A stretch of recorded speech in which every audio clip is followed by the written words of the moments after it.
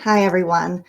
I'll be honest. When events began to unfold in Ukraine earlier this year, I had a moment that I froze in horror, in disbelief, in confusion. I had a book that was a couple of weeks away from launch. And in that story, a core piece of its plot was set in Ukraine roughly 80 years ago, in a moment when its national identity was ripped away by foreign sources. Who was I to talk about my fictional characters' quest for survival, their determination, their pride, their ancestral artistic traditions, when everything was happening in the world as it is happening today? But then it hit me. Who am I, as a Ukrainian American, not to tell this story? Not to share with the world the identity of a culture that is so proud, that is so determined. And this is why we're here today. The world needs to hear Ukrainian stories. And with our voices, we have a way to find help. Now, welcome to this teaser of Story Stop United with Ukraine. Today is a continuation of my Story Stop Tour events. It is a time for a celebration of Ukrainian culture, Ukrainian stories, Ukrainian art forms, because this can be so many things that the world needs to hear. But today it's also going to act as a fundraiser for the Ukrainian National Women's League of America, who is doing amazing work to help with humanitarian aid of the people in Ukraine and who have fled Ukraine, especially on the medical front of taking care of people's needs. So, as we're kicking off this teaser, stay tuned for more details of our live event coming up later this summer. But today, as our teaser, I have a special guest for you. I have Pat Zalisko, who I'm going to pull up on the screen with me. Now, Pat is a contemporary artist whose Ukrainian roots continue to inspire and illuminate her artwork. Pat, thank you so much for joining me today. Thanks for having me, inviting me. Thank you. Absolutely. Now, I was wondering, just to start us off, could you tell us a little bit about your family's Ukrainian story? Well, I'm a third generation Ukrainian American. My grandparents hailed from Western Ukraine, from Halichina, and they came to this country at the start of the 20th century. I think the first person to arrived in 1904, and she was 14 years old. So they made their way. They ultimately became American citizens. My parents were both born in the United States, and I was raised in New York City, which is a very ethnic city. It's a big melting pot. And my own story, I didn't speak a word of English until I was about 4 years old. And when I learned English, I was learning from my babusha, and she was teaching me to speak and to read at the same time. She would use comic strips. I went to Ukrainian Scouts. I went to Ukrainian school on Saturdays. The Ukrainian language was still spoken at home, and we kept the traditions.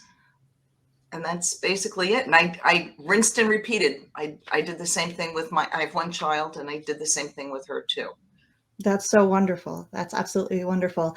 I always joke that my own Ukrainian is always a little bit sloppy because I took away so much from my grandparents and what they taught me about art and dance and language. But my best Ukrainian, I think, is my table manners, because that is where my Ukrainian grandparents were always the strictest, and making sure I would ask for please passing the milk, and then saying, please, I don't want to go to bed right now. This is my best Ukrainian is in that. And it's just funny. And I love that you are continuing traditions generation to generation to generation, because knowing our family stories and our family culture is so important to all of us.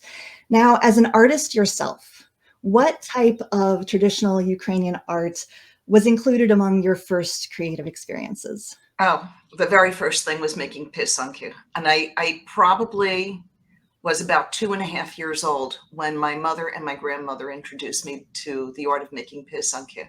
I'm ambidextrous.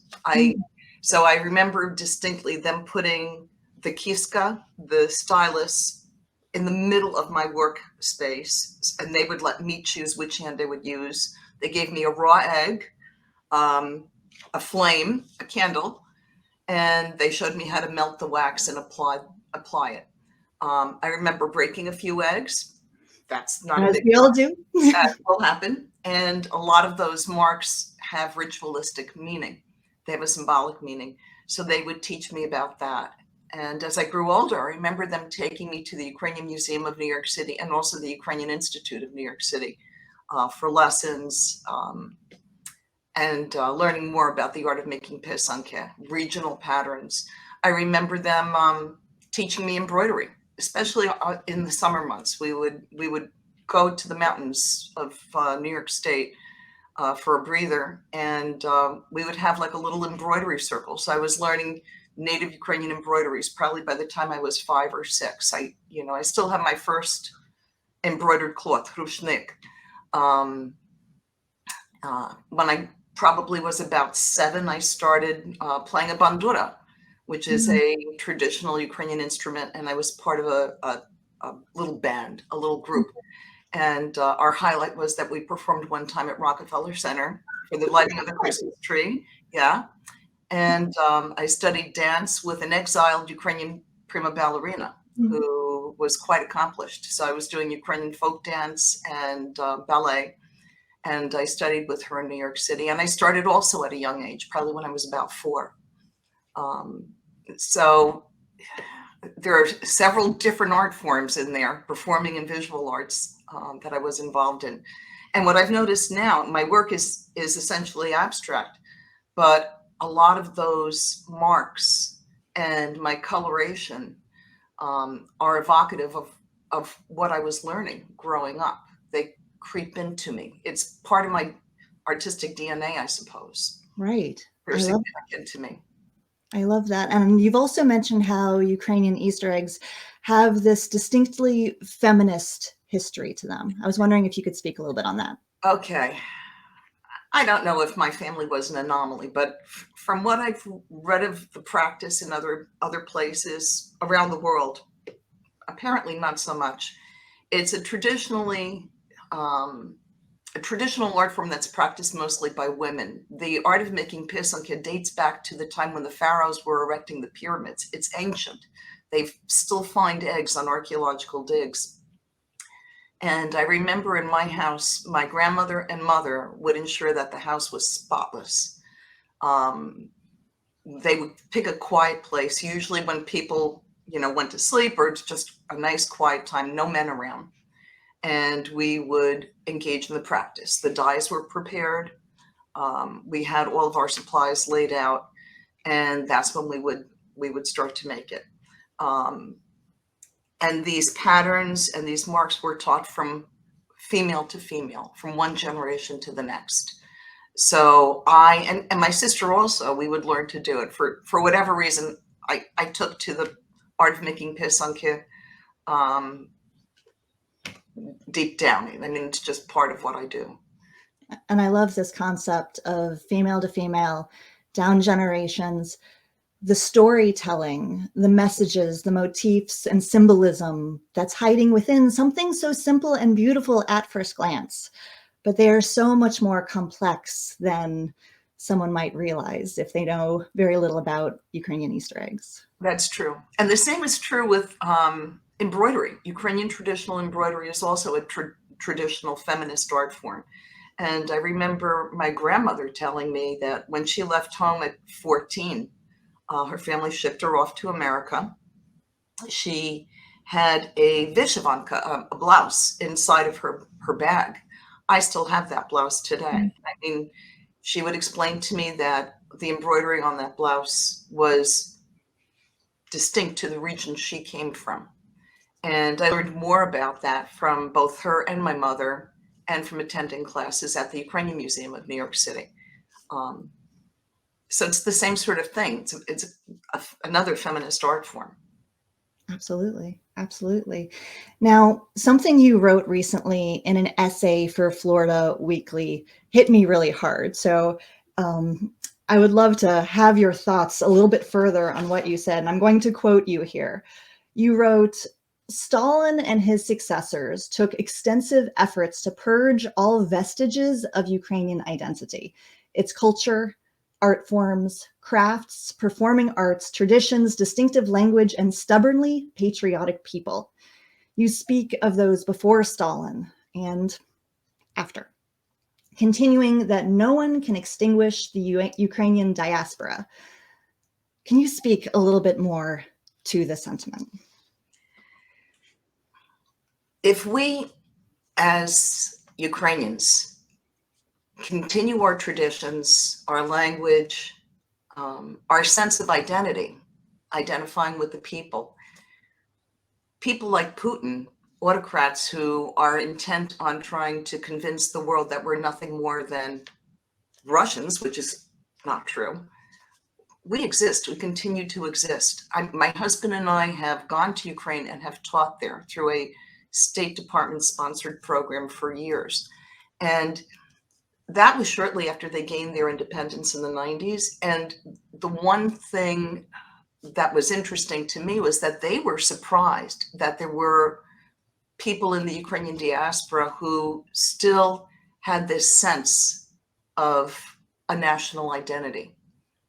And my husband shares that, so it's kind of easier, but they understand that too. There's a sense of community. They understand that they're not alone, that we thrive, that they continue to exist. And the one thing that's given me great pleasure is seeing that fierce tenacity and understanding of their own identity now when they're fighting an aggressor. Right. Somebody who's intent on exterminating them and every part of their being. And it's not working. We come back. Those Easter eggs that were buried in earth at the same time as the pharaohs were putting up pyramids thousands of years ago, it ain't dead.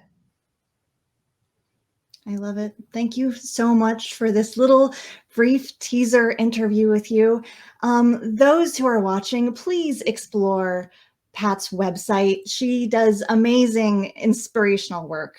Please check out her work, read her essays, look at the comments. I'm going to be adding in links to her essay, which is profound.